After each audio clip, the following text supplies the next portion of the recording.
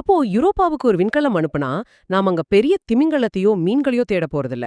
இந்த பூமி உதாரணங்களை வச்சு பார்க்கும்போது நாம தேடுறது ரொம்ப எளிமையான ஒற்றை செல் உயிரினங்களா, அதாவது பாக்டீரியா மாதிரி நுண்ணுயிரிகளா தான் இருக்கும். ஆமா. ஆனா அந்த ஒரு சின்ன நுண்ணுயிரிய கண்டுபிடிச்சாலும் அது மனித வரலாற்றோட மிகப்பெரிய கண்டுபிடிப்பா இருக்கும். நாம இந்த பிரபஞ்சத்துல தனியா இல்லைன்னு முதல் முறையா நமக்கு தெரியும். 2024 அனுப்பப்பட்ட யூரோப்பா கிளிப்பர் ஒரு நீண்ட பயணத்துக்கு அப்புறம் 2030 வியாழன் மண்டலத்தை அடையும்.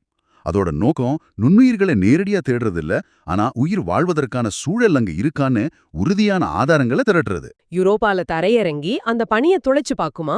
இல்ல, அவ்வளோ தடிமனான பனியை துளைக்கிறது இப்போதைக்கு ரொம்ப கடினமான தொழில்நுட்பம். அதுக்கு பதிலா கிளிப்பர் ஒரு புத்திசாலித்தனமான வேலையை செய்யுது.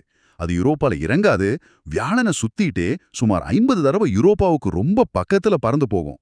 ஒரு டிடெக்டிவ் மாதிரி ஆதாரங்களை சேகரிக்கும். அதுல இருக்கிற ரேடார் கருவி பனி ஓட்டோட தடிமன அளக்கும். சில இடங்கள்ல பனி மெலிசா இருக்கான்னு பார்க்கும். காந்தமானி, அதாவது மேக்னெட்டோமீட்டர் மூலியமா கடலோட ஆழம், உப்புத்தன்மை பத்தின தகவல்களை சேகரிக்கும். ஆனா ரொம்ப முக்கியமான விஷயம், அது அந்த நீராவி தூண்களை ஆய்வு செய்யும். ஆமா, அந்த பனி வெரிசல்ல இருந்து தண்ணி பீச்சடிக்குதுன்னு சொன்னீங்களே, அததானே சொல்றீங்க? அதேதான், அந்த நீராவி தூண் வழியா கிளிப்பர் பலந்து போகும்போது அந்த தண்ணியில என்னென்ன மூலக்கூறுகள் இருக்குன்னு ஆய்வு செய்யும். ஒருவேளை கடலுக்குள்ள உயிர் இருந்தா அதோட ரசாயன தடயங்கள், அதாவது கரிம மூலக்கூறுகள், ஆர்கானிக் மாலிக்யூல்ஸ் அந்த தண்ணியில் இருக்கலாம். அப்படி கிடைச்சா அது ஒரு மிகப்பெரிய ஆதாரமா இருக்கும். ஆமா, கடலுக்குள்ள போகாமலேயே கடலை பத்தி தெரிஞ்சுக்க இது ஒரு சுலபமான வழி.